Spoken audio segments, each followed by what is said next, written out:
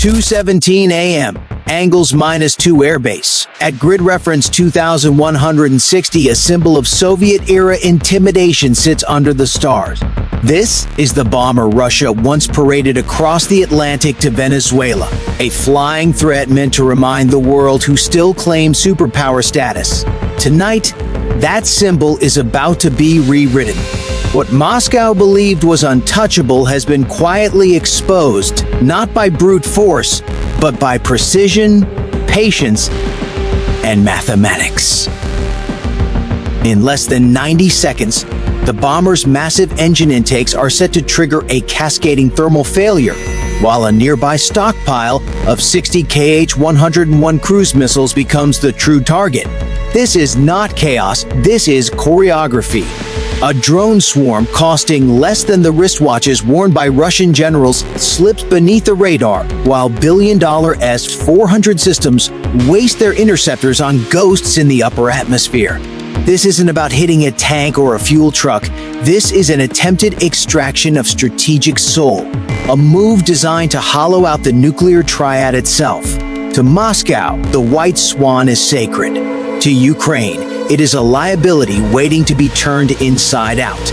The groundwork was laid 48 hours earlier. Kyiv didn't gamble, it engineered the conditions. A Russian transport convoy moving a newly upgraded Tu-160 millions was deliberately ambushed, not to destroy it, but to injure it just enough. The damage forced Russian crews to park the 20-ton aircraft in the open on the northern hardstand where specialized hangars weren't ready, and logistics chaos ruled the night. The Kremlin's most expensive aircraft now sits exposed, undergoing emergency repairs beneath open sky, a $250 million machine glowing like a beacon in infrared. 6 reconnaissance quadcopters slide through the Volga River fog, hugging terrain and scanning for one unmistakable silhouette. Moscow trusted the S-400 umbrella. They believed no one would dare touch the Swan. But the stakes are far larger than a single aircraft. Every Kh-101 missile stacked nearby represents another frozen night for Ukrainian civilians. Targeting this base isn't destruction, it's strategic theft, removing Russia's ability to project winter terror before the first engine ever spools. 600 miles deep into Russian territory, the air feels heavy, almost exhausted. 50 Ukrainian Beaver drones skim the earth at barely 260 feet, threading the Volga's curves, hiding behind tree lines and the planet's curvature itself. To long-range radar, they don't exist. But low altitude alone isn't the trick.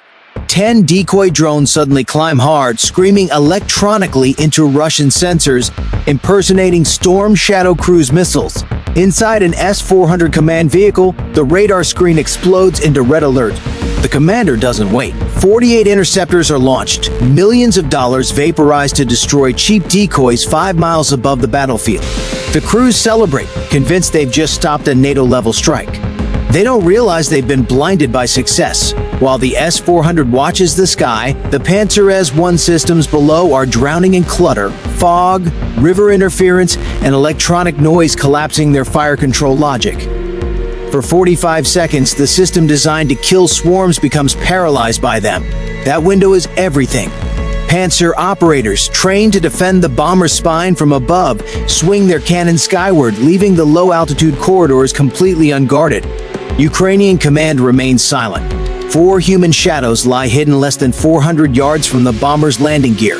An elite sabotage unit with bypass codes and a portable starter ready to wake the NK-32 engines. For a few unreal minutes, the impossible looks achievable. Guards stare at the sky, turrets chase decoys. The White Swan stands momentarily abandoned. But Russian security isn't purely digital. A secondary perimeter alarm triggers, not an air raid siren, but something deeper. Headlights cut through the fog as armored tigers race toward the hardstand. Plan A collapses instantly. The operatives vanish back into the river mist, and with a single encrypted swipe, Plan B goes live. 40 remaining drones exit silent orbit and receive full autonomy. No human guidance now. Only AI visual matching and thermal signatures. The bomber glows like a target painted in fire, but it's no longer the priority. While Russian crews swarm to protect their pride, they forget the nest. 1,300 feet east, 60 Kh-101 missiles sit fueled and stacked, the real backbone of Russia's winter campaign. The drones bank low, scraping tarmac, confusing sensors already overwhelmed. Panzer cannons erupt in blind fury, 5,000 rounds per minute tearing neon arcs through the darkness. Drones die in fireballs. 18 are lost. One skids across concrete, burning out just meters from the bomber. Russian crews think they're winning. They don't realize the swarm is learning. Every lost drone feeds data to the survivors. Wind shifts, tracer trajectories, reload cycles. The remaining drones adapt in real time, dodging like something alive. Then they split. 22 drones slam into the missile bunker doors almost simultaneously. Inside, jet fuel ignites. Temperatures spike past 5,000 degrees. Guidance systems liquefy. Titanium frames warp. Russia's winter strike inventory begins cooking itself apart, but 10 drones remain, and now they turn back toward the bomber. Not for the fuselage, not for the cockpit, but for the engines. The NK-32 intakes are $10 million invitations. Ground fire erupts in desperation. A guard empties a PKM skyward. One drone ignites and skids away in flames. The others don't hesitate. The first impact triggers a shape-charged jet of molten copper, slicing through spinning compressor blades at 7,000 meters per second. The engine doesn't explode, it disintegrates from the inside. Blade out follows, then another hit, then another. The White Swan doesn't burn like a movie prop, it collapses structurally. Engine pods tear away, hydraulic systems rupture, bleeding across white wings. By the time the last drone is destroyed, the damage is irreversible. The aircraft that once symbolized invincibility now lists helplessly, gutted and silent. Su-35 seconds scramble into the sky too late, hunting nothing. The message has already been delivered. Russia hasn't just lost hardware, it has lost the myth that protected it. And as fires burn across Engels 2, the strategic consequences are only beginning to unfold. As dawn creeps toward the horizon, the full scale of the damage is still not understood on the ground. Smoke drifts low across Engels 2, mixing with fog and burning insulation, creating a choking gray veil that blinds floodlights and thermal cameras alike. Russian crews rush between shattered concrete revetments, shouting conflicting orders, while emergency vehicles form bottlenecks on taxiways never designed for this kind of internal chaos. The bomber sits wounded but not finished, its engines torn open like exposed organs, hydraulic fluid pooling beneath it, alarms still screaming into the cold air. Every attempt to stabilize the aircraft only reveals new failures cascading through its systems. What was meant to be a quick containment operation is spiraling into an engineering nightmare. And somewhere inside the command bunker, officers are beginning to understand that this damage cannot be patched with field repairs or patriotic slogans. Inside Moscow's strategic command loop, the confusion is even worse. Data feeds arrive fragmented, delayed, and contradictory. Radar logs show intercept successes that don't match the fires visible on satellite thermal passes. Missile inventory systems report intact stockpiles that no longer exist. Someone suggests a software malfunction. Someone else whispers sabotage. No one wants to say the word penetration, because that would mean admitting that the sacred depth of Russian airspace has been breached not by stealth bombers or cruise missiles, but by cheap autonomous machines operating with ruthless logic. Orders are issued to lock down remaining bases, but the question nobody can answer is how. If Engels 2 wasn't safe, then what is? Out on the perimeter, Russian ground units sweep the surrounding fields, their night vision optics cutting green tunnels through tall grass and river mist. They find nothing. No bodies, no equipment, no footprints that lead anywhere meaningful. The Ukrainian sabotage team is already gone, exfiltrated hours earlier along routes planned weeks in advance, leaving behind only confusion and a lingering sense of violation.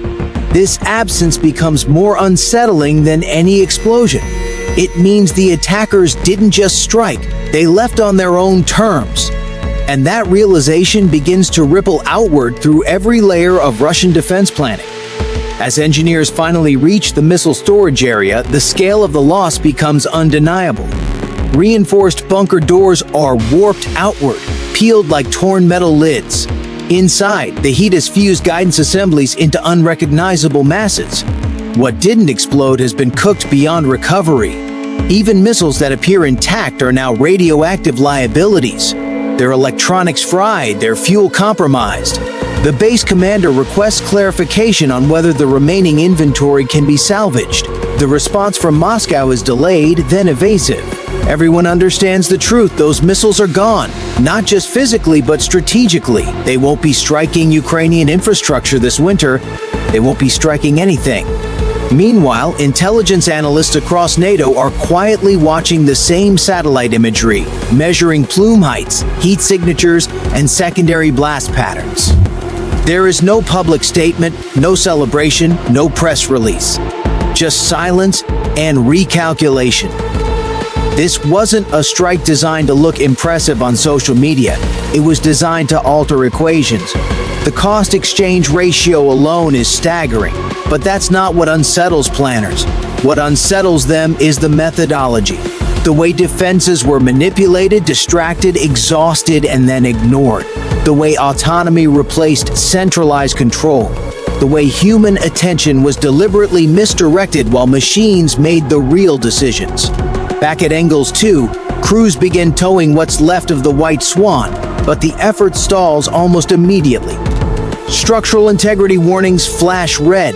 The airframe can't be moved without risking total collapse. Engineers argue. Commanders argue louder.